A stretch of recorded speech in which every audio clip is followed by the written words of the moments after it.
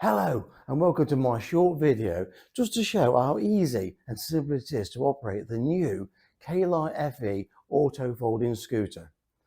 This is fob operated, so it's very simple in terms of the fact that we lower down one armrest, number one, lower down number two armrest, number two, fold the seat backrest down on that one, and then on the keypad we press the padlock to ask it to fold and unfold. Press the bottom one and keep it pressed whilst it goes through its motion.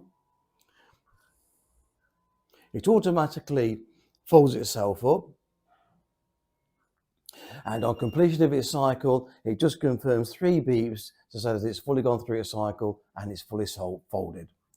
To unfold it, we press the top one, keep the button pressed, and that starts its automatic electric unfold.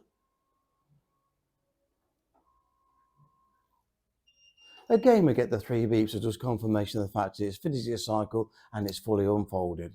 Then it's simply armrest number one up, backrest up, sit on the scooter, second armrest up for security, key into the key holder, turn it on, and we're ready for off.